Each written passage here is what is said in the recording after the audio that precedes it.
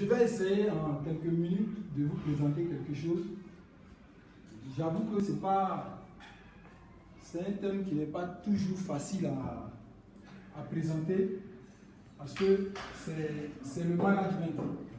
Et en management, chacun a toujours sa recette et il n'y a pas une recette unique. Et donc, quand ils m'ont demandé de présenter le thème, j'ai dit bon, comme j'ai fait ça avec tous les chefs de département chez nous, je vais juste enlever ce qui était spécifique à l'entreprise et puis présenter les membres de la faction. Donc chacun pourra utiliser des éléments. C'est pourquoi j'ai mis initiation, parce que ça ne finit pas. Chaque fois qu'on gère des hommes, on ne finit pas d'apprendre et de découvrir. Donc une recette qui a marché avec une équipe A ne marchera pas forcément avec une équipe B. Et ça se voit toujours avec les entraîneurs de l'équipe de football. On prend un entraîneur parce qu'il a remporté 1000 coups avec une équipe, on le débauche à tonnerre de milliards, il arrive et il ne gagne rien. Donc je vais vous présenter, on va suivre le plan suivant. On va le faire en deux parties. Je vais vous présenter à quel moment on parle de groupe et à quel moment on parle d'équipe. Et quand on sera dans la partie équipe, il y a quelques recettes qui fonctionnent, sur lesquelles on va échanger. C'est lisible, non? C'est lisible pour tout le monde. Donc, on va commencer par l'introduction, l'importance du travail en équipe, et puis l'impact du travail en équipe. Depuis un certain moment, c'est la mode. Chaque fois, on dit il faut travailler en équipe, il faut travailler en équipe. Mais sachez qu'il y a des boulots là. Il faut être sûr à faire. Si vous êtes en équipe, vous perdez le temps et puis ça ne réussit pas. Et donc, c'est quand le travail nécessite qu'on forme une équipe, en ce moment-là, il faut vraiment former une équipe. Sinon, il ne faut pas faire une équipe parce qu'on dit le travail en équipe, c'est important. Il faut créer des équipes. Et donc, je vous présente 5 images. Regardez bien les images. Vous arrivez à vous les voyez? Celui qui est à l'extrême ici, c'est qui? Vous arrivez à le voir? Voilà, Floyd Mayweather. C'est un boxeur. J'ai mis ça, j'ai titré le héros solitaire, mythe ou réalité.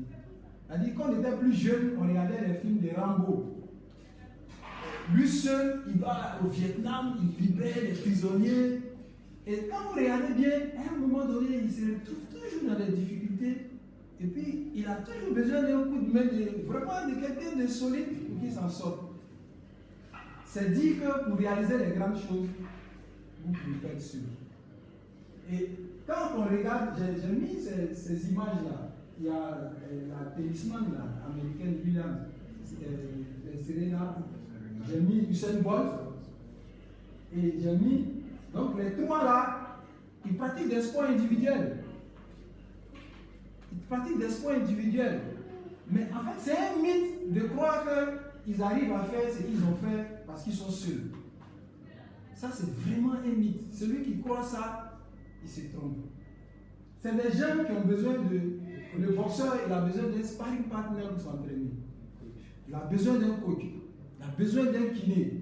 Vous comprenez? Il a besoin d'un psychologue. Et donc, c'est une équipe de travail. Et lui, il vient parfaire le travail d'équipe en étant sur le ring. Arrivé sur le ring, lui, il doit jouer sa partition. Les autres ont joué leur rôle et lui, il doit jouer sa partition. C'est pareil pour Usain Bolt. Moi, j'ai regardé un peu les entraînements de Usain Bolt. Il court dans une piscine avec une corde attelée. Et donc, on prépare tout. Et les dernières courses, Usain Bolt les a échouées parce que la veille, il n'a respecté aucun code de déontologie de ses entraîneurs et de son encadrement. Il allait en boîte, il a bu avant de venir faire ses dernières courses. Il a eu un claquage en plein milieu de la prison. Il n'a pas eu de médaille. Ça a surpris tout le monde, mais il n'a pas joué son rôle d'équipe. Et donc, après, je vous présente, c'est le fondateur de Microsoft, Et puis, il y a celui qui est en bas, c'est Warren Buffett. Tous deux des milliardaires, mais Warren Buffett, c'est quelqu'un qui a créé une petite société financière. Qu'est-ce qu'il fait? Il rachète des sociétés à métier, par exemple des cordonneries.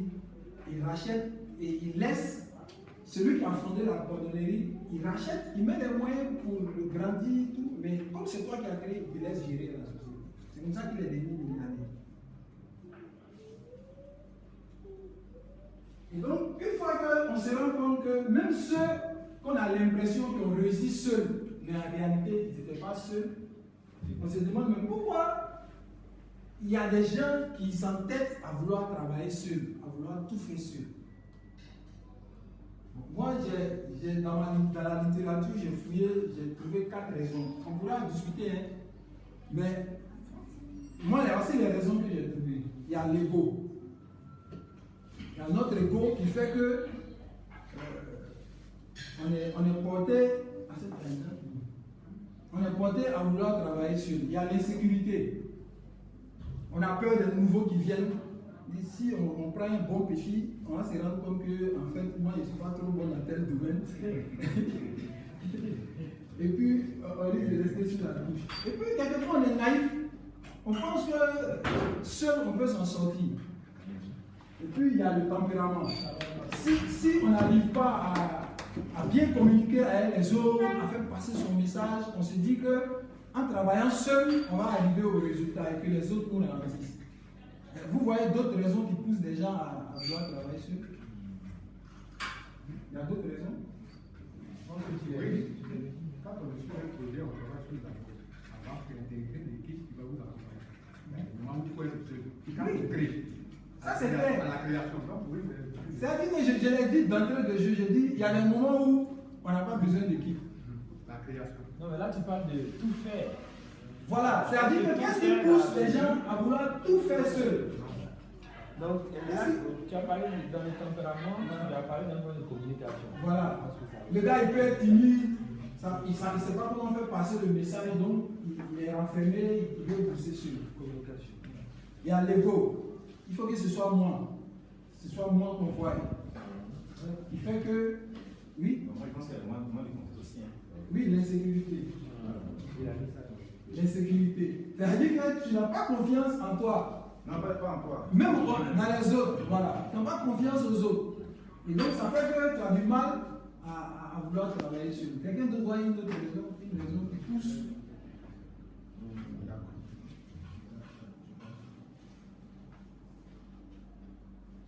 Ok.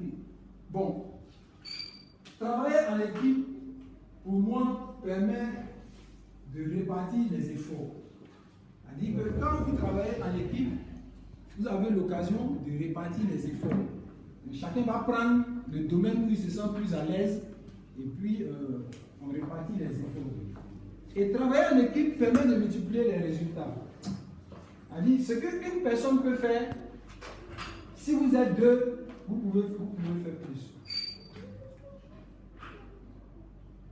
Et souvent, j'aime chariter un ami médecin. J'ai dit, même si tu fais 10 gardes par jour, tu seras tout pauvre. Et pour pouvoir avoir l'argent, tu es obligé d'avoir 10 personnes qui font 10 gardes en même temps. C'est ça, non? Et puis c'est pas ton poche. Là, tu multiplies le résultat. Mais si tu es assis toi seul, tu reçois les gens en train de prescrire. Bon, voilà, j'ai dit, bon, donc si tu veux faire le nombre de gardes que tu veux, tu seras toujours pauvre. Et puis finalement, tu vas te soigner avec la même et le talent seul ne suffit pas. J'ai donné tout à l'heure l'exemple du Saint Bolt. Il a suffi qu'une seule fois, il n'ait pas respecté les prescriptions de son encadrement, voilà, que ses performances soient élevées. Et puis, l'équipe dépasse l'individu. L'équipe dépasse l'individu. Maintenant, les grandes équipes créent des communautés. Quand vous voyez les gens qui fonctionnent en équipe, vous avez l'impression qu'ils fonctionnent comme des frères. Il y a de l'entente, il y a vraiment une communauté qui est née. Et puis, il y a une chose qui est certaine, quand vous valorisez les autres vont vous valoriser.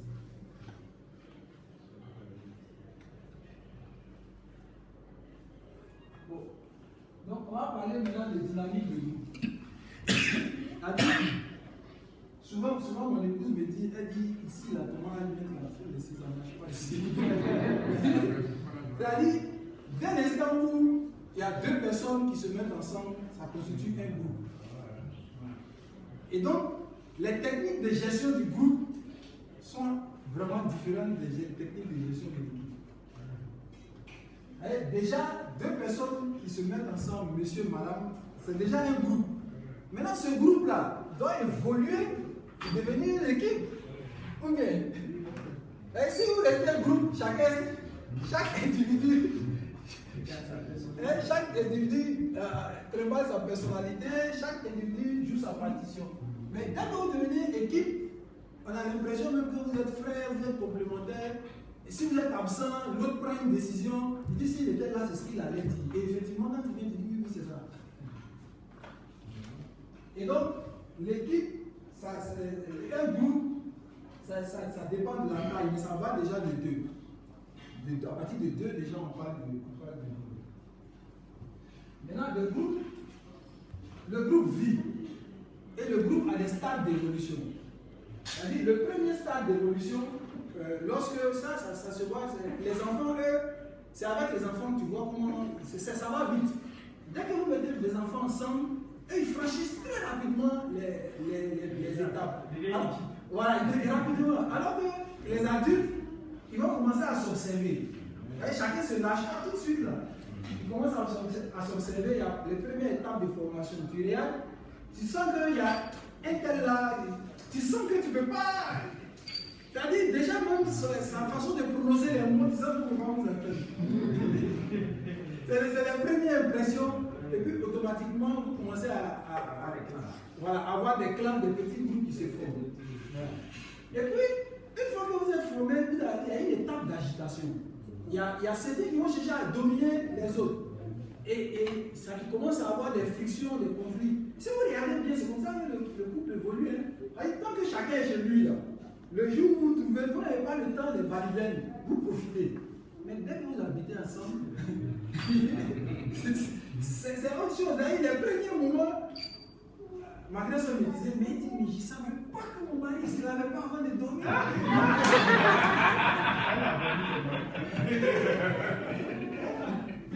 Donc, c'est des petites choses qu'on commence à découvrir. Mais au début, il y a l'étape d'agitation, il y a des choses qu'on n'accepte pas. Non, ça, je ne peux pas accepter ça, ça ne va pas. Donc, on va se débattre jusqu'à ce qu'on trouve une position d'équilibre. Donc, une fois que c'est stabilisé, chacun comprend maintenant les codes du groupe. Ah, lui là, il n'aime pas ça. On va passer à gauche. Lui, il n'aime pas ça. Si tu fais comme ça, il y aura un clash. Et puis, maintenant, on passe à l'étape où on peut aller ensemble, on peut se mettre ensemble pour agir. Et puis, en général, quand un groupe se constitue, après le groupe, on se disperse quand on a fini de faire ce pourquoi on s'est mis ensemble. C'est pourquoi j'ai dit, monsieur, madame, ils sont groupes, mais il faut qu'ils deviennent l'équipe. Parce que la dispersion, c'est à la crevaison. Ok.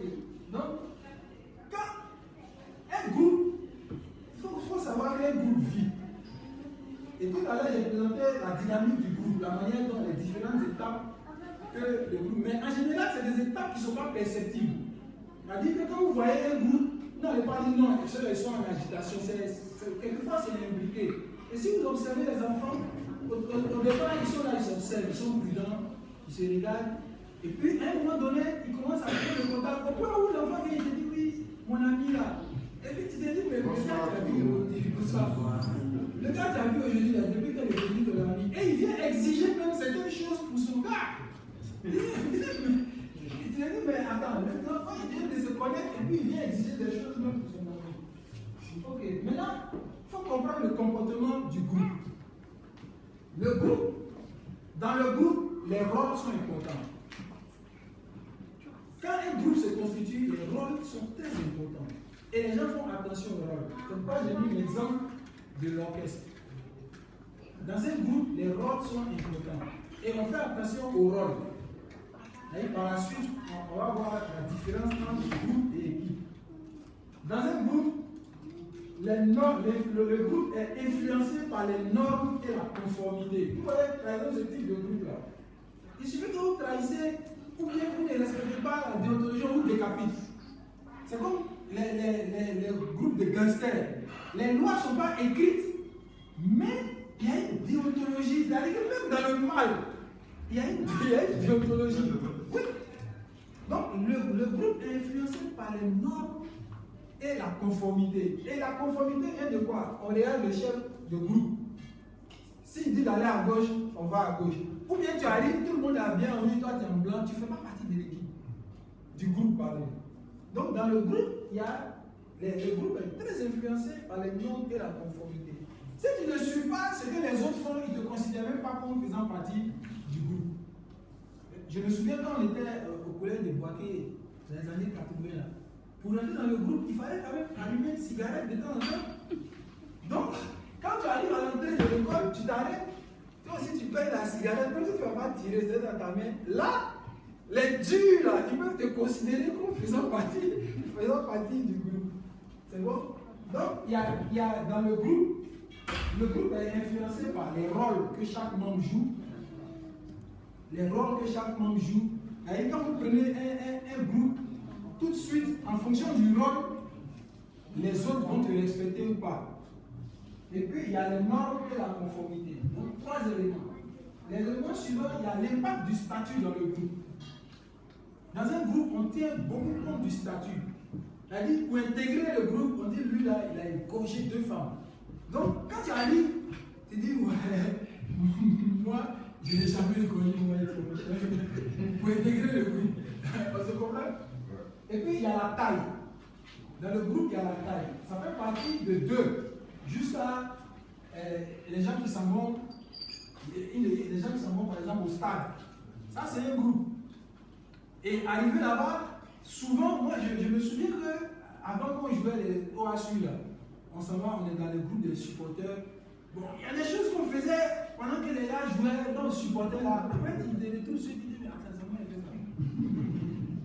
C'est ça, c'est de là vient en fait la conformité. Tu es dans le staff, on dit, voyons, tu vas boire des substances, tu ne sais pas d'où ça vient, mais une fois que tu as bu, tu ne sais même pas ce qui se passe. C'est le lendemain qui demande au gars le match qui a gagné. Parce que tu ne sais vraiment pas ce qui s'est passé sur le terrain et tu as passé ton temps à faire des conneries, tu te mets en haut, tu sautes sur les autres, ou bien on t'attrape, on te croit, et puis tu es là, oui.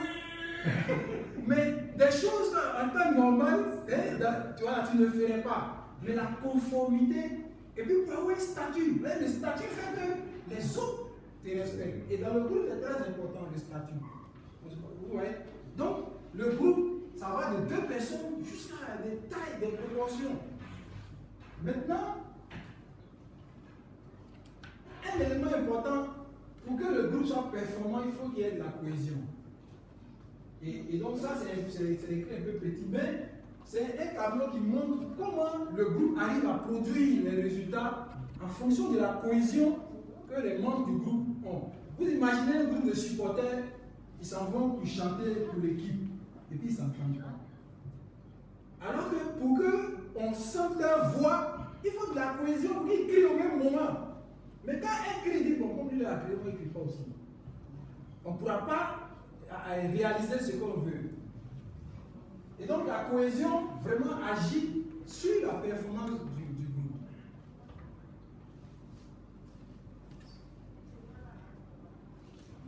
Maintenant, à quel moment on passe du groupe à l'équipe? Je ne sais pas si vous arrivez à voir. Hein? Bon, j'ai mis ici, au milieu, j'ai mis l'objectif, la synergie. Il y a la place ici, il y a 2 places. Ouais, venez. Alexis. Donc j'ai mis au milieu l'objectif, la synergie, la responsabilité et la compétence.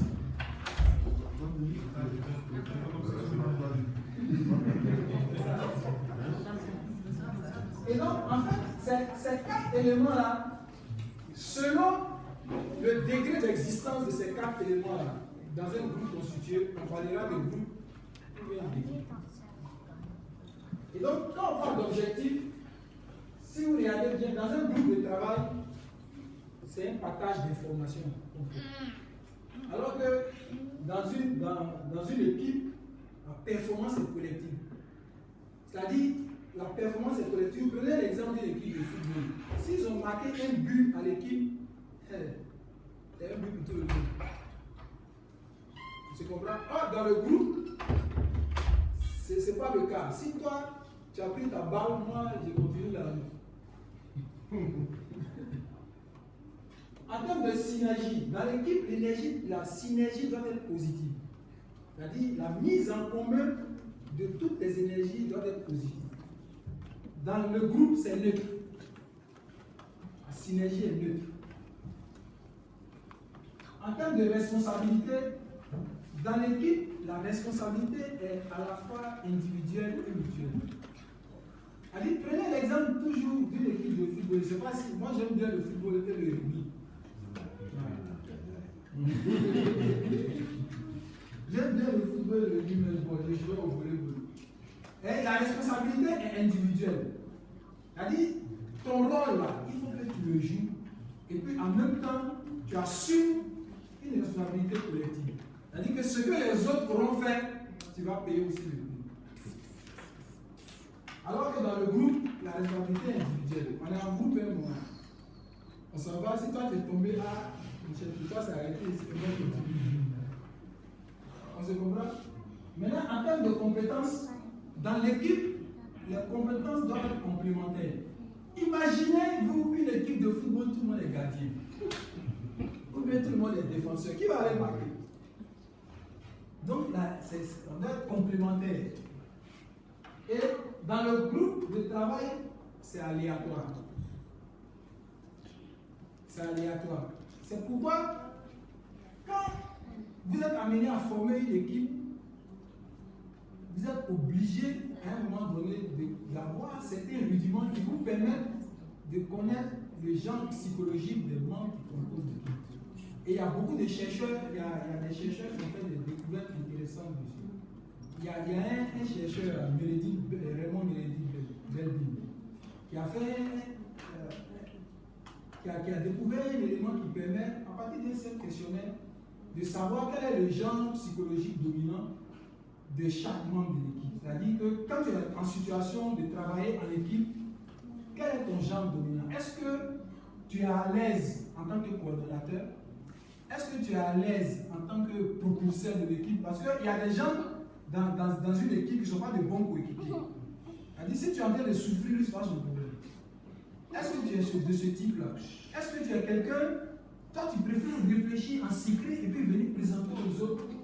Donc, il a défini un certain nombre de rôles que les gens aiment jouer en équipe. Donc, une fois que vous faites le test, vous lisez les affirmations, vous cochez, vous allez voir qu'il y a 3 tendances dominantes qui se dégagent. Bon, ça, quand j'ai enseigné ça, j'ai fait le cours en entreprise, on a fait le test et tout ça, mais ça, j'ai appris cette partie-là. Donc, vous faites, c'est des tests que vous faites, et puis vous savez, par exemple, qui aime, il y a des gens qui sont propulseurs. Une fois qu'on a envoyé une idée, on dit, bon, les gars, on va aller comme ça. Automatiquement, lui, il se met, il commence à exécuter. Si dans votre groupe, vous n'avez pas quelqu'un comme ça, et que vous avez que des gens qui attendent que les autres fassent, vous êtes bloqué. Et donc, il faut savoir le genre psychologique des membres du groupe, et puis leur confier les rôles en fonction de ce qu'ils aiment et là où ils sont à l'aise. Donc, chaque fois que vous êtes dans une situation où vous devez travailler, tirer vraiment votre équipe en avant, c'est des tests qui existent. Il y en a même sur Internet, des tests de Belbin. Ils permettent de savoir le genre psychologique. Et vous savez quels sont les défauts de chaque genre psychologique. Il y a des gens qui sont des destructeurs même d'équipe. Et ça, il faut savoir. Si vous avez un gars comme ça dans votre équipe, si vous êtes en période de créativité, il ne faut pas lui donner la parole. Il ne faut pas lui donner la parole. Quand vous avez fini de réfléchir, les gens ont émis le maximum d'idées et que vous savez en gros où vous devez partir, vous lui donnez la parole. Lui va vous dire tout ce qu'il faut faire pour que ça échoue. Parce que si vous n'avez pas quelqu'un comme ça dans l'équipe, tout le monde va rêver. Ah, mais c'est une bonne idée, lui, on va faire. Mais lui, il est là. Il va vous dire, hé, ça. Ah, si tu fais ça, c'est gâté. On dit, et si on fait comme ça, il dit, hé, ça là. Ah, si tu fais ça, il y aura tel problème. Donc, si vous n'avez pas, c'est vraiment, il faut des gens comme ça dans l'équipe. Dès que vous avez mûri une idée, vous leur donnez, vous dites, on va fouiller. Ça ne marche pas. Il dit, mais pourquoi? Il démonte tout. Mais quand il a fini de parler, les autres regardent et puis ils savent maintenant, voilà, qu'est-ce qu'il faut faire pour surmonter si telle difficulté apparaît, quelle disposition il faut prendre. Et vraiment, c'est un test intéressant. En général, dans les grandes business schools, il y a ce genre de test-là qu'on fait. Il y a un autre test, le MBTI. Le MBTI aussi, c'est un test qu'on fait pour déterminer la psychologie des gens avec qui on travaille. Mais en général, dans tous les grandes business schools, on fait les MBA. C'est des tests qu'on fait systématiquement. Quand vous arrivez, on vous apprend à faire ce test-là, de sorte que quand vous avez des gens en face de vous, automatiquement, une fois qu'ils se présentent, tu commences à lui poser des questions. Regardez bien, la plupart des patrons, là, ils viennent, ils te posent des questions, ils me posent des questions bêtes.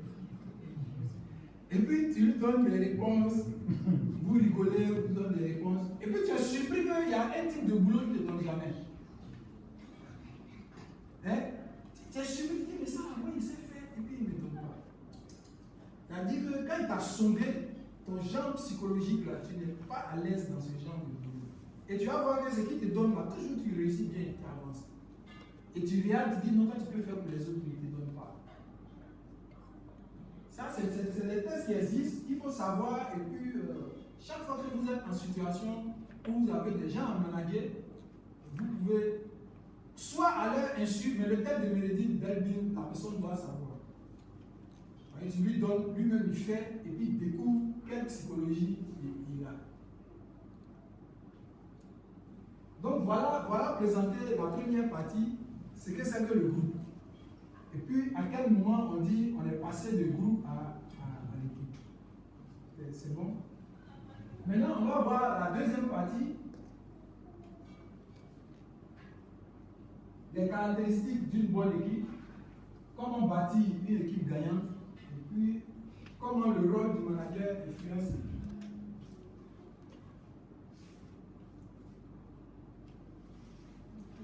Ok, donc le premier point, les caractéristiques d'une bonne équipe.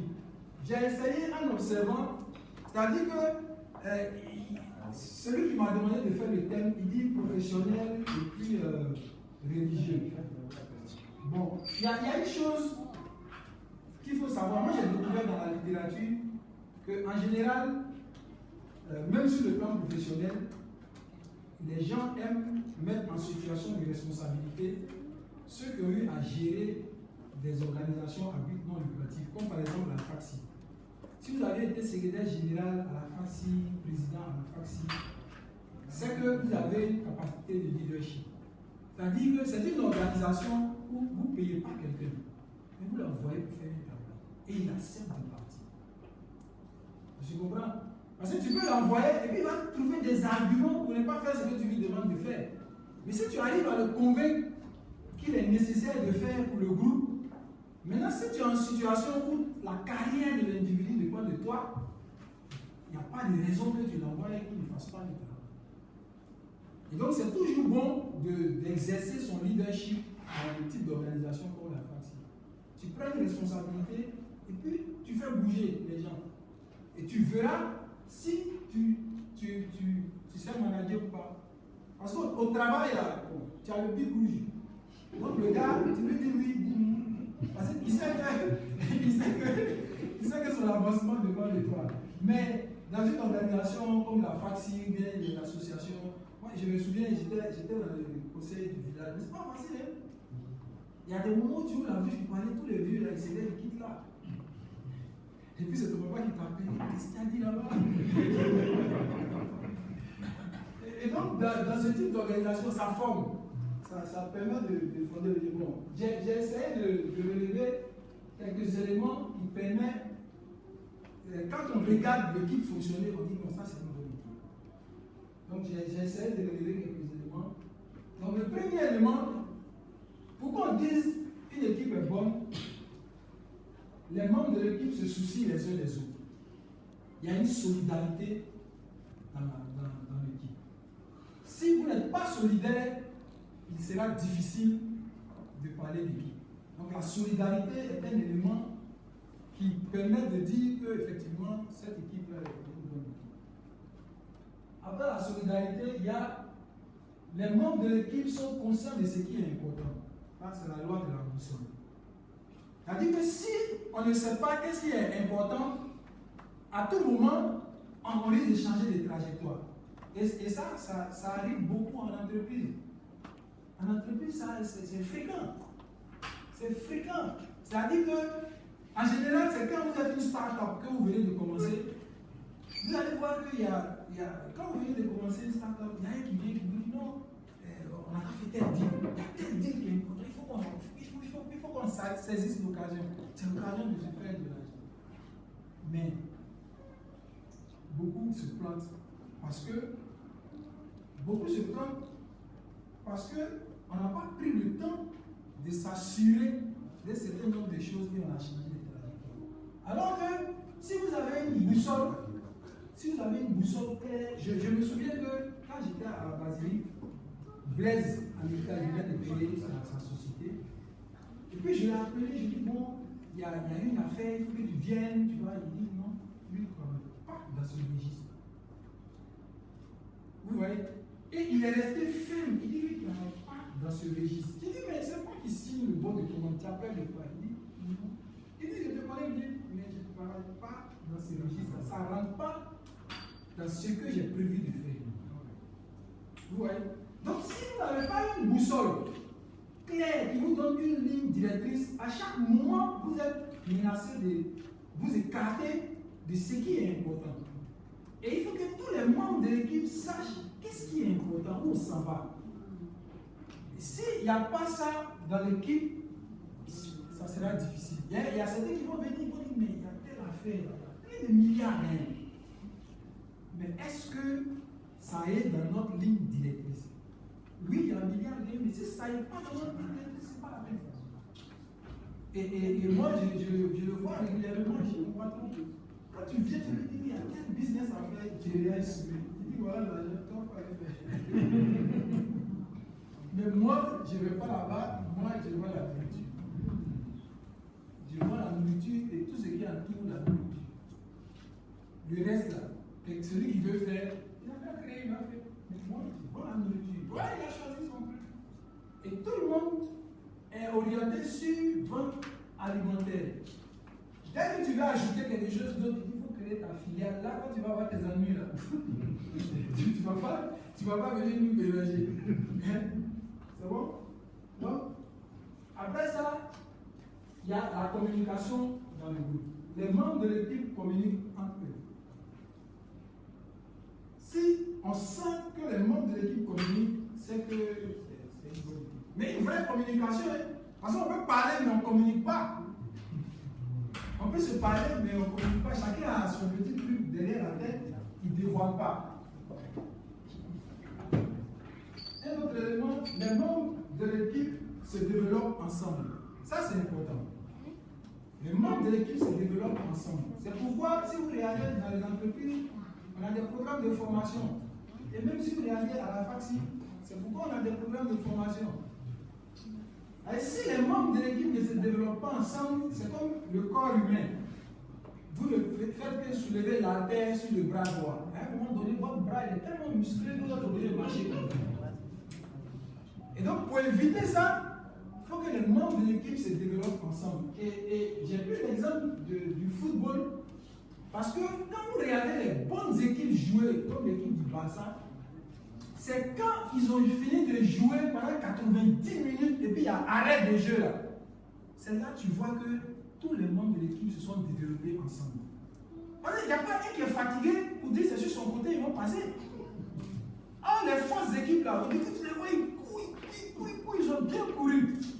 Mais on arrive au moment fatidique, vers la fin du match, où c'est les réflexes. Maintenant, ce qui est intéressant dans le sport, c'est quand tu es épuisé là, comment tu t'es entraîné pour avoir des réflexes. C'est des réflexes maintenant qui réagissent pour toi. C'est en ce moment-là, les bonnes équipes, tu vois quelle équipe qui est bonne. Et ça, c'est clair. Tu vas voir que les membres de l'équipe se développent ensemble. Il n'y a pas de raison qu'un ne se forme pas. Et celui qui ne se forme pas, il devient un poison pour les autres. Il faut qu'il se forme et il se forme pour avoir le niveau des autres. S'il n'a pas le niveau des autres, on doit s'arranger pour le tirer pour qu'il ait le niveau des autres. Après, on va voir pourquoi par la suite. Vous allez voir pourquoi dans une équipe, elle ne doit pas rester à la traîne. Et celui qui reste à la traîne, c'est celui qui détermine la valeur de l'équipe. Imaginez une équipe de football, et puis votre numéro 2 qui est là-bas, là. Lui, il oublie toujours de revenir fermer. Au début du match, quand il oublie, les défenseurs centraux, là, ils vont couvrir. Quand on a joué 90 minutes, et qu'on est parti faire corner, lui, il a oublié de venir faire. Qui va revenir? C'est ça. C'est-à-dire que c'est au moment où vous êtes dans une phase critique. Quelquefois, ça peut être une situation où l'entreprise a des difficultés, vous avez des problèmes. C'est en ce moment-là les vraies valeurs de chacun va sortir. Est-ce que vous tous, vous avez la même valeur, vous avez intégré les mêmes valeurs d'éthique, de responsabilité? C'est en ce moment-là. La société ne gagne même pas l'argent. Et puis vous vous asseyez, il y a une de nos aînés généralistes qui a créé son usine. Et elle avait créé un partenariat, ils étaient 5 ou 6. Mais pendant 2 ans, la société ne gagnait rien. Les hommes sont venus nous dire, écoute, du courage, continue la société, mais nous, on arrête. Ouais, on arrête. Et c'est au moment où les autres ont arrêté qu'effectivement, on a commencé à avoir le premier marché. Mais c'est clair que quand ça devient difficile, c'est en ce moment-là on voit si ensemble, vous vous êtes développés, ensemble, vous avez intégré les mêmes valeurs. Et si ce n'est pas le cas, automatiquement, chacun prend sa route. Il y a connivence entre les membres de l'équipe. C'est-à-dire que quand on dit vous êtes l'équipe là, tellement il y a connivence entre vous, les gens n'arrivent pas à rentrer en vous. Les gens n'arrivent pas à rentrer. Mais il y a toujours, les gens vont toujours essayer de vous déstabiliser. En passant par quelqu'un. Si dans votre groupe, il y a un qui est très cupide, qui ne partage pas vos valeurs, ok, lui va vendre la mèche, et puis c'est par lui on passe pour bousiller tout ce que vous avez fait. Les membres de l'équipe placent les intérêts du groupe avant leur droit individuel. Et ça, on se plaint toujours chaque fois que l'équipe nationale vient jouer. On dit non, chacun veut montrer qu'il est star. Chacun veut montrer qu'il est star. Au point où on oublie qu'on est là ensemble pour remporter la coupe.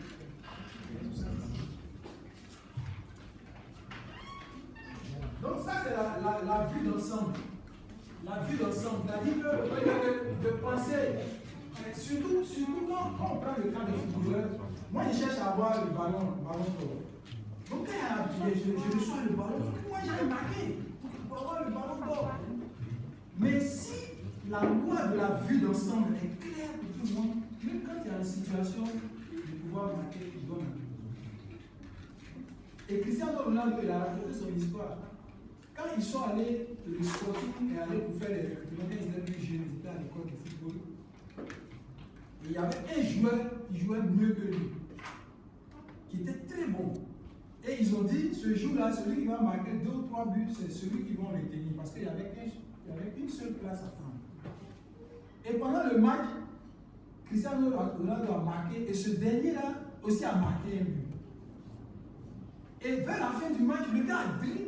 Tous les gars, ils devaient marquer, il a arrêté le ballon et puis il a donné à Cristiano Ronaldo.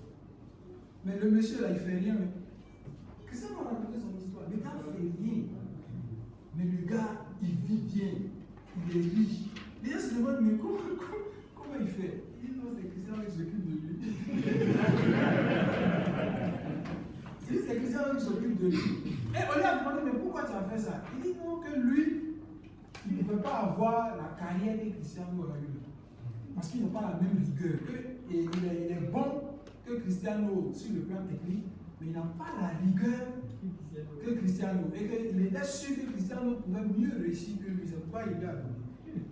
Mais le gars, il manque de rien. Il ne travaille pas, il ne fait rien. Il manque de rien. Hein? Il a fait un gros investissement.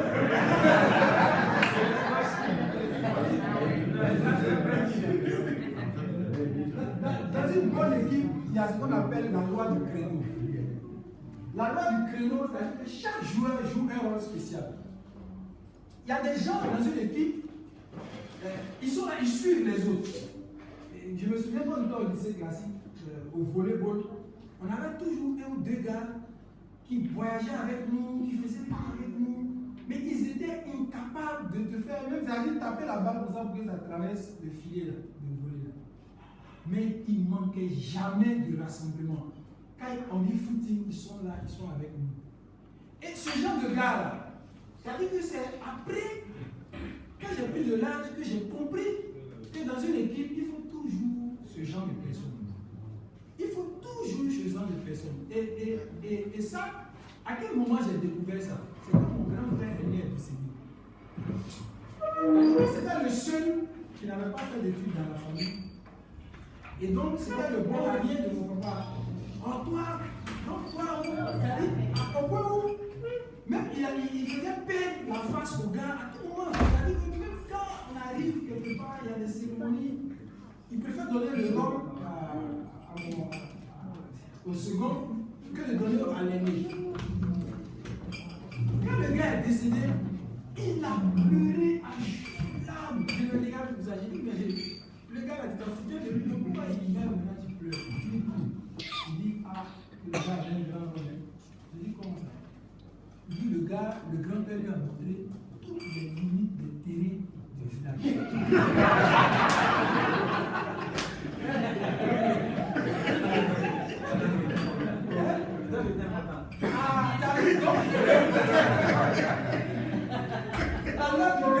Chaque membre de l'équipe a un rôle spécial. Il y a des gens qui sont là, ils ne parlent jamais, ils ne disent rien, mais il ne dit pas venir, il ne sert à rien. Il a son rôle. Chaque membre de l'équipe a un rôle spécial. Et ça, il faut être conscient de ça et puis profiter du fait que chaque membre de l'équipe a un rôle spécial. Et si vous négligez ça, vous allez croire que c'est que les ne doivent pas lui arrêter devant la barre. Il faut qu'il y ait Eric Bailly qui descend pour envoyer le ballon. Ou bien, tu mets dans ton équipe que des droits. Quand on va tirer là, qui va plonger pour prendre le ballon? Il faut un gardien. Donc chaque membre de l'équipe a un rôle spécial. Ça, si dans une équipe, vous ne considérez pas les rôles de chacun, ça... souvent c'est l'erreur que les gens font en entreprise. On regarde, on dit non, le commercial. Ok, les autres sont frustrés, ils ouvrent. Le commercial travaille, à la fin, il n'y a pas de résultat. Surtout, nous qui sommes aux opérations. Nous qui sommes aux opérations, nous, on est gérés les dépenses. Nous, on crée les dépenses. Donc, on dit, ils n'ont pas dit que c'est eux seuls, toujours on voit, ils sont en veste. Nous, on crée les dépenses, et ils vendent, ça rentre dedans. À la fin, quand on fait le point, ouais, mais c'est quoi ça? Il n'y a pas ici. Tu te souviens pas, il y a une panne ici. Quand il est on n'a pas de panne, il y a une panne ici. Pourquoi? C'est tout ça parce que le gars, il ne se sent pas valorisé. Il ne se sent pas valorisé. Bon. Lui, il fait juste le minimum. Il ne cherche même pas à anticiper pour que la journée fasse des économies. Il fait juste le minimum. Il dit, allez, vendez. Non, on vous appelle ici. Les membres de l'équipe ont un banc de touche efficace. Ça, c'est des choses à ne pas négliger. Vous pensez que c'est à cause de quoi on se déplace chaque fois, on va à Yamsoufou, parler aux jeunes, oui, il y a la faxi qui existe. Et je me souviens quand nous, on était en deuxième année, les aînés qu'on avait trouvés à l'école d'ingénieurs, on est arrivés, ils disent, bon, vous, que nous on est NCA, nous on est ENIS, que vous venez d'arriver, EZILA, vous n'êtes pas dedans. J'ai dit, mais c'est bien. Vous, là, votre association va disparaître. Vous allez crever un à un. Mais nous, comme l'école n'est pas fermée, chaque année, il y a des gens qui vont venir vous compléter. Donc, vous allez garder votre association là. Mais vous autres, vous allez disparaître. Quelque temps après, vous vous appelez, ils disent non, on est ensemble. C'est ça, le banc de touche.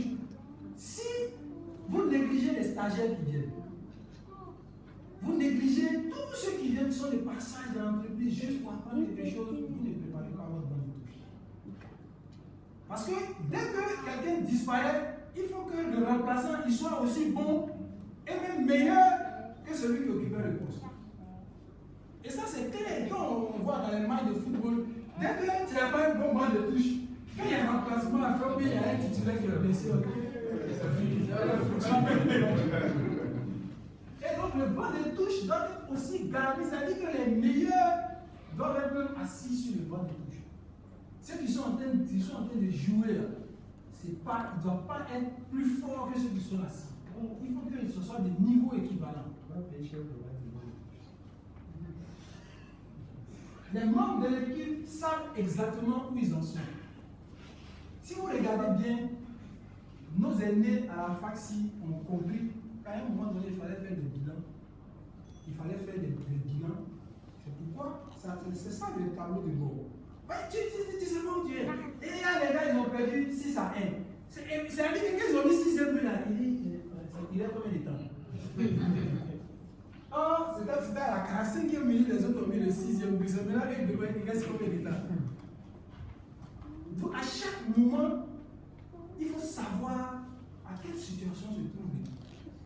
Donc, les tableaux de bord en entreprise, même si c'est une petite association, les tableaux de bord comme ça. Les effectifs. Chez nous, les effectifs, on suit les effectifs. Il faut savoir, est-ce qu'il y a une croissance des effectifs? Ceux qui sont venus, ils ont quelle coloration? Est-ce qu'ils partagent les valeurs des anciens? S'ils ne partagent pas les valeurs des anciens, qu'est-ce qu'on fait? Parce que si ceux qui viennent rentrer dans l'équipe ne partagent pas les valeurs, automatiquement, il n'y a plus d'équipe. Voilà. Il n'y a plus d'équipe. Et on cherche à réorienter l'organisation. Et donc, le tableau de sport est très important. Si vous attendez à la fin de l'année, vous dites on va faire bilan, comme je disais là. Non, on crée des dépenses. Tous les jours, il n'y a pas. Tous les jours, il n'y a pas. À la fin, vous avez vendu, vous dites ouais, on a fait tel chiffre d'affaires. Oui, c'est bien, mais il reste combien? Tout est rentré dans les dépenses. Donc, le tableau de sport est important parce qu'il permet de savoir dans quelle situation chacun se trouve. C'est-à-dire, toi, tu gères quelle zone? Quelle est ta situation? Ici, il n'y a pas de tableau de sport. Après, on est subi. C'est à la fin du match, maintenant, on dit, c'est lui qui m'énerve. Tu vois, tu joues, et puis tu ne sais pas que c'est lui qui m'énerve. Ça peut arriver. Les membres de l'équipe sont prêts à payer le prix. Ça. Quand il faut transpirer, il faut transpirer. S'il faut veiller, il faut veiller. J'étais dans une société où, quelquefois, il y a des appels d'offres. Mais il y a certains qui ne peuvent pas demander de rester. C'est lui toujours, il est occupé, il a des trucs à faire, tout ça. Mais pourquoi? Parce que nous, on se tapait les appels d'offres, mais il n'y avait rien du tout. Quand ils ont commencé, c'est-à-dire en fin d'année, on dit bon, ceux qui ont mis le maillot, on va leur donner des bonus. Mais après, les autres, il n'y a pas appel d'offres. Il n'y a pas appel d'offres à faire. C'est-à-dire que tu payes le prix. Tu transpires comme il faut transpirer. Et puis après, récemment, on est allé en janvier dernier, on est allé à Yamoussoukro. Et il y a un jeune qui me disait que lui, il est frustré. Il n'a même pas envie d'aller à la communauté. Il dit tous les jours, c'est lui seul qui reste derrière pour ramasser des chaises. Puis je l'ai regardé, j'ai commencé à rire. J'ai dit donc tu attends pour les autres, on va te remercier. Il dit ouais, mais au moins, moi, gentil. Il dit d'accord. Maintenant, c'est eux qui t'ont embauché. C'est pour qui tu fais ça? Donc il est resté là. Il a pensé à lui. Il dit ah ouais.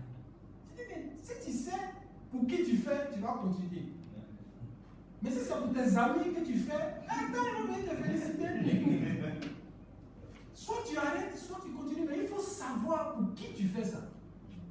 Et si pour qui tu fais là, c'est clair dans ta tête, tu vas continuer à faire ce que tu fais. Et je lui ai expliqué, je lui ai dit, tu vois, moi, bon, souvent on dit j'étais brillant à l'école, mais je fais partie des gens qui ont eu beaucoup de chance. Comme j'étais toujours le dernier à ramasser la dernière chaise, quand j'arrive là, il suffit que je fasse l'effort pour lire ou bien faire un exercice, et ça, ils vont te donner les amis. Et donc, comme je savais que c'est comme ça qu'il y avait le pétrole, je vais transpirer pour ramasser les chaises. Tu sais ce qui va se passer à la fin. Donc, je dit, vraiment, moi, les grâces là, il y a déjà pour ce petit contact, quoi. Donc, Si tu veux, tu ramasses les chaises, mais il faut savoir pour qui tu ramasses les chaises. Sinon, si tu veux attendre, tes amis vont cotiser pour t'aider. Bon, tu l'auras perdu. Donc, deuxième élément, on va voir comment bâtir une équipe gagnante. Mon équipe doit correspondre à mon rêve. C'est-à-dire le rêve que vous avez, votre équipe doit correspondre à votre rêve. Et donc, la nature du défi, c'est la nature du défi qui détermine le genre d'équipe que vous devez faire. Si vous avez des défis qui sont nouveaux, c'est-à-dire que les problèmes qui arrivent, vous n'avez pas l'habitude de rencontrer ce genre de problèmes, il vous faut une équipe qui l'attend. Et récemment, on était au village et mon père était avec deux de ses amis. Et puis j'ai dit, mais chaque fois que je viens ici, vous dites donc d'aller faire un placement à la saison du village, une petite saison d'aller faire un placement. Bon, maintenant il pleut, jusqu'à novembre, vous allez remplacer par quel moment? Et mon petit monde a 75 ans. On s'en fout. S'il pleut, il ne pleut pas, il y a un remplacement, pas un remplacement, on s'en fout. C'est toi ton problème. Il dit, c'est à toi de réfléchir à des solutions aux problèmes qui se posent maintenant.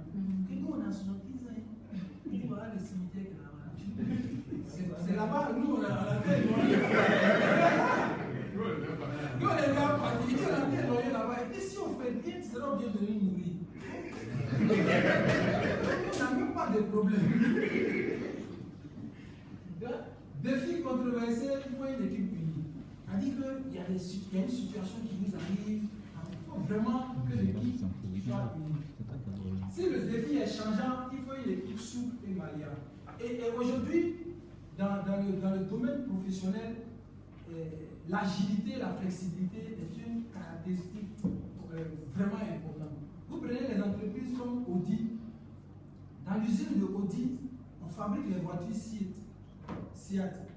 On fabrique les voitures Porsche, Volkswagen et Audi. C'est-à-dire avec Skoda, 5 marques. Donc les gens de l'usine, ils mutualisent, les sociétés mutualisent les efforts, ils sont flexibles. Il n'y a pas une usine figée où on ne produit que des Audi. Ils ont 5 marques à produire. Donc si la marque Audi ne marche pas aujourd'hui, on produit la Volkswagen. Forcément, il y aura un des 5 où il y aura un carnet de commandes élevé. Donc on produit. Et défi diversifier, il faut une équipe complémentaire. Si vous avez recruté que votre clone, il y a un gars qui dit, oh, moi je n'ai pas le gars bavard.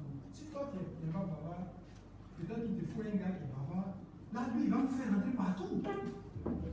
Vous arrivez derrière un endroit, toi tu es timide, tu cherches comment briser la glace. Lui, il commence à parler à les gens, il se fait des contacts, il dit, chef, il faut passer par ici. Et puis, vous avez. Mais si vous recrutez que votre clone, c'est-à-dire les gens qui vous ressemblent, parce qu'en général, on recrute des gens qui nous ressemblent. C'est ce qu'on aime là. On dit, ah, lui, là, on peut s'entendre. Et puis après, on est surpris, il y a certaines choses qu'on n'arrive pas à faire. Mais on est tous pareils. Et puis, un défi à long terme, il faut une équipe déterminée. Quelquefois, vous êtes obligé de transpirer ensemble longtemps avant de voir le bon but. Et enfin, le défi titanesque, il faut des personnes expérimentées. Mais il faut investir dans son équipe. C'est-à-dire, prenez la décision de bâtir une équipe. Ça, si vous n'avez pas pris la décision de bâtir une équipe, c'est difficile. Rassembler la meilleure équipe possible, c'est là améliore son potentiel. C'est-à-dire que dans l'équipe, c'est frustrant de voir qu'il y a certains qui travaillent et d'autres qui ne travaillent pas. Il faut que tout le monde soit bien. Accepter de payer le prix, cela assure la croissance. S'il faut travailler, il faut travailler. S'il ne faut pas dormir, il ne faut pas dormir. Ayez des activités communes, cela soudira l'équipe. C'est ce qu'on fait. On s'arrange, aujourd'hui on s'est réunis ensemble pour échanger. Ça permet de resserrer les liens. Donner autorité et responsabilité aux membres de l'équipe. C'est ainsi que vous reconnaîtrez les leaders. Et ça, vraiment, il y a des équipes, quand tu regardes, on doit voir un seul gars. Non. Donnez la responsabilité. Il y a des gens qui sont capables, vous leur donnez la responsabilité pour vous effacer par moment. C'est en ce moment-là que vous allez voir que l'équipe tourne. Et si vous gérez une équipe, demandez-vous quelles sont les performances de l'équipe quand vous n'êtes pas là. En principe, c'est quand vous n'êtes pas là que votre équipe doit vraiment être performante. vraiment performant, quand vous n'êtes pas là, ils sentent qu'ils ont besoin de vous. Mais si, quand vous n'êtes pas là, tout se casse la figure, ça veut dire que vous gérez que des suiveurs, vous ne gérez pas des leaders. Et les suiveurs, c'est compliqué de gérer les suiveurs parce que dès qu'ils sont confrontés à un problème, il y a un technicien qui me faisait ça. Quand il arrive quelque part, il lui a dit va ça disjoncter la vie, il dit chef de student, ça disjoncter encore. Et puis presque au téléphone, il m'appelle, il dit tu ne vas pas si tu veux perdre. Que je n'ai pas, il dit tu penses que c'est moi et ta tête quoi. Que moi il a embauché une tête et puis des bras. Faut pas réfléchir avant de trouver la solution. Tu vas voir. Qu'est-ce qu'il fait que ça se gâte? Mais c'est-à-dire que ça m'a pris 2-3 ans pour amener ce type de personne-là à comprendre. Et je lui ai dit, allez-y, gâtez. Tu vois, il y a une fois, je l'ai envoyé sur une installation, il a pété tout. Et le responsable, le Libanais, qui était le il dit, il faut le virer. Il faut le virer, il est bête. Et puis je lui dis, bon, tu vois, quand je l'ai écouté, je ne l'ai pas formé, on sait plus de ça. Il dit, ah bon? Et ils se sont passés le mot et c'est arrivé chez le PDG. Donc pour eux, je suis foutu quand le PDG va entendre ça. Silence de cathédrale. J'ai dit, mais je ne l'ai pas formé, donc c'est normal que le gars il gagne. Donc si je l'avais formé, là, je n'avais pas accepté qu'il fasse ce qu'il a fait. Et j'ai dit aux autres, j'ai réuni tout le monde, j'ai dit, mais il a fait quoi? J'ai dit, mais il ne faut pas avoir peur, explique-nous. Il dit, ok, je suis allé, je vais essayer. Il dit, oh, donc ça veut dire que ça, on ne fait pas. Grâce à lui, on a appris quelque chose. Et c'est très important parce que quand vous prenez, récemment, je disais chez Microsoft. Microsoft, quand ils ont des grands projets novateurs, des projets créatifs, ils ne confient pas ces projets-là aux gens qui ont déjà réussi d'autres projets. Ils confient plutôt à des managers qui ont échoué, qui viennent d'échouer, mais qui sont découragés. C'est après on appelle, et c'est après on confie ce genre. Et donc on demandait au DG de Microsoft, pourquoi vous faites ça? Il dit en général, quelqu'un qui a été échoué.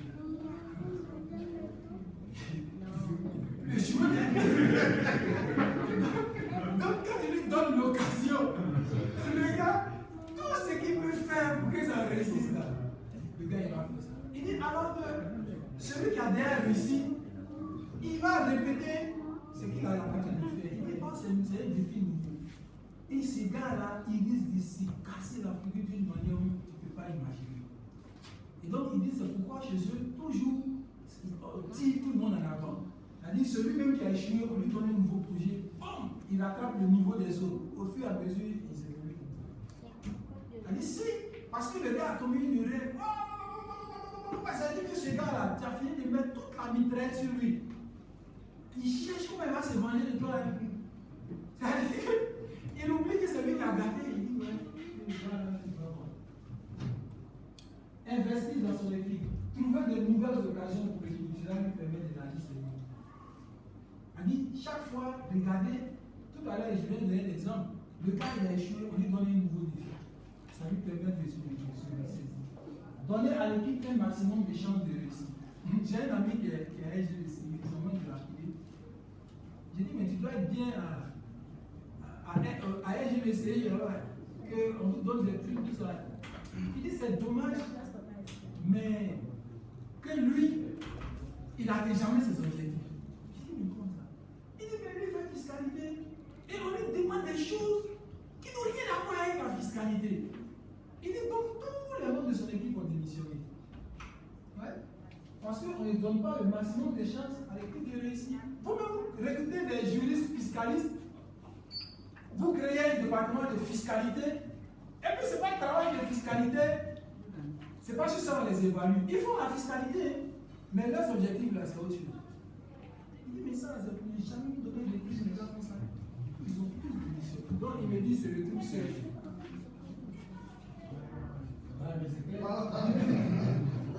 Donc, en fait, comment on bâtit l'équipe pour que l'équipe survive à l'épreuve du temps, créer un environnement propice à l'exécution de nouvelles idées. C'est-à-dire que vous n'appliquez pas la loi du couvert. Vous connaissez la loi du couvert, non? C'est-à-dire que on dit votre capacité de réussite est liée à votre degré de leadership. Et donc votre leadership agit sur votre tête comme un couvert. Si vous n'êtes pas capable d'élever votre leadership à un certain niveau, votre réussite reste bloquée au niveau, à votre niveau de leadership. Et donc, le leader, il ne veut pas qu'on voie d'autres éclore. Donc, il ne va pas les entraîner à se dépasser pour que les gars restent bloqués. Mais il faut créer un environnement propice pour que les gens puissent s'exprimer. On va aller sur le dernier point. Comment le rôle du manager influence l'équipe? Le manager, il doit développer son équipe. Donc, il faut favoriser l'épanouissement des membres de votre équipe.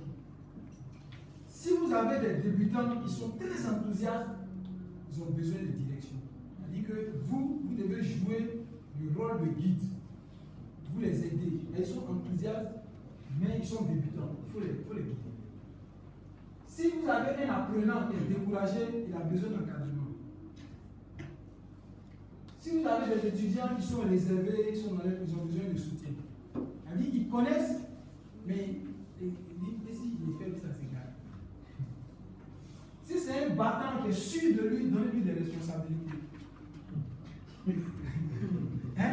Si c'est un battant qui est sûr de lui, allez, vous donnez des responsabilités. Allez, il n'a qu'à faire aujourd'hui là. Je suis sûr de toi, mon gars. Et moi, je suis sûr que tu peux occuper ça. Même si ça s'égare, c'est pas grave. C'est le prix de ta formation.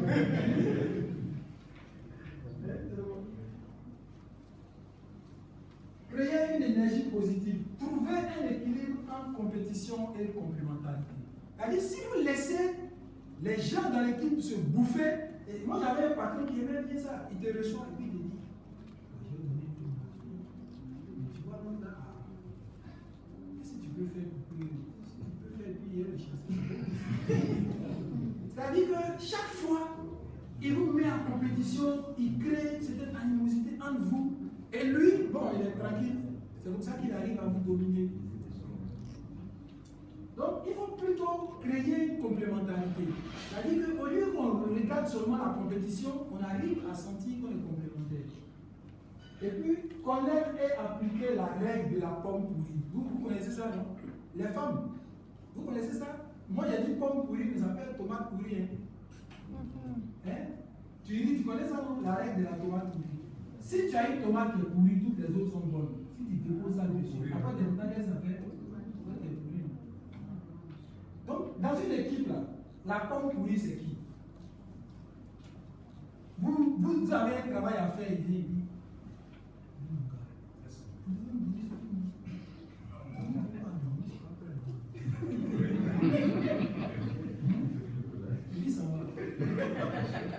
Donc quand tu es là, maintenant, tu te souviens que, en fait, depuis qu'on t'a embauché là, il y a des trucs auxquels tu avais droit, que tu n'as jamais eu. Tu dis, ah non. C'est-à-dire que le gars, il donne son venin pour dire, il donne son venin. Mais ces gars-là, il faut les identifier. Il faut les identifier rapidement et puis les éjecter. Sinon, il est là et c'est lui, au moment où l'équipe est tendue, on a besoin de tout le monde, il vient être biais des maladies. Il vient être biais des maladies. Dès qu'il est guéri, il dit, ah, toi, tu sais que ça, moi-même là, je suis allergique à la poussière. Ici, tu m'as laissé là, mon gars. Il ne faut pas ma place, non?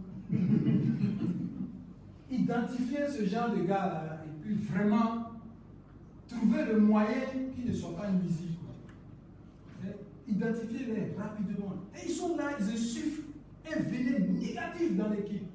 Ça, c'est la règle de la cour. Il faut la connaître. En fait, gérer le cas du maillon faible. C'est-à-dire, d'entrée de jeu, j'ai expliqué, quand on commence à constituer l'équipe, chaque membre de l'équipe envoie une force. Et la valeur de l'équipe est constituée par l'addition des forces de chaque membre. C'est-à-dire que quand vous venez de vous mettre ensemble, et ce jargon-là, en sport, c'est fréquent. On dit ceux-là, ils ont l'habitude de jouer ensemble. Et comme ils ont l'habitude de jouer ensemble, il y a, à un moment donné, il y a une synergie qui se crée. Et on parlait du Brésil à l'époque, quand on était plus jeune, on dit les Zico, là, ils font la face comme ça. Forcément, il y a quelqu'un qui sait que Zico va faire ça dans l'équipe. Donc, c'est très important de connaître le maillon faible. La loi du schéma. Le maillon faible détermine la valeur de l'équipe. Parce qu'une fois que l'équipe a duré ensemble, l'équipe a vieilli, les forces des membres de l'équipe ne vont pas s'additionner. Les forces vont se multiplier. C'est-à-dire qu'au début, là, ce que lui il a fait, ce que moi j'ai fait, on additionne. Mais quand on dure ensemble, on est devenu équipe. Nous deux, on fait, c'est ça, on dit la synergie, ça se multiplie. Donc le maillon faible de l'équipe va déterminer notre valeur. Si lui c'est 0, 0 là, c'est l'élément absorbant de la multiplication. Donc le maillon faible, c'est ça. C'est-à-dire identifier ces éléments-là, franchement, sans état d'âme. Le maillon faible, on n'a pas oublié. Vous avez des cas comme ça, franchement, en bon chrétien, vous devez les licencier. Ça, c'est clair. Vous devez les licencier parce que c'est eux qui déterminent la valeur de l'équipe, le maillon faible. Soit vous lui faites un programme pour qu'il se développe pour atteindre le niveau des autres, mais s'il ne peut pas, vous l'aidez à aller là où il se sent le plus à l'aise. Là où il peut, il se sent mieux. Quelquefois, les gens s'orientent mal. Mais si vous l'aidez, vous discutez avec lui, vous lui faites faire certains exercices psychologiques, il va déterminer là où il est à l'aise et qu'il aille là-bas. Il n'a qu'à nous laisser tranquille.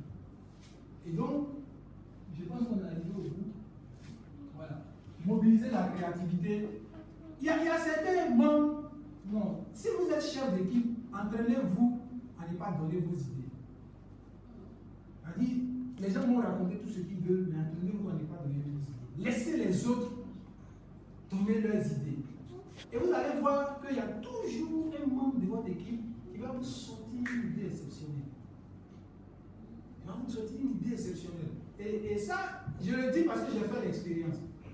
Avec mon ancien patron, il faisait tout lui seul. Et je lui ai dit, il m'a dit, mais comment tu fais pour t'en sortir? J'ai dit, oui, toi tu travailles seul. Oh, moi je travaille là, on est 45. Donc chaque jour, il y a quelqu'un qui va toujours nous donner une idée brillante. Ça fait que la direction générale, chaque fois, il reçoit toujours de nouvelles idées pour qu'on avance. Et donc le gars, il y a des moments où il dit, non, cette fois-ci tu es coincé pour gars. Je dis, oui. Il y a un de mes petits qui va m'appeler, ah chef, j'avais parlé de tel truc là, j'ai travaillé dessus, voilà. Et puis je prends le même besoin. Non, c'est clair. La créativité, mobiliser la créativité des membres de votre équipe. Si vous seul, vous êtes le maître à penser, vous êtes en danger. Ok, je pense qu'on a terminé. Donc, monsieur le secrétaire, oui. Je pense qu'on a terminé un peu. S'il y a des compléments, des discussions. Ok, je pense qu'on va applaudir.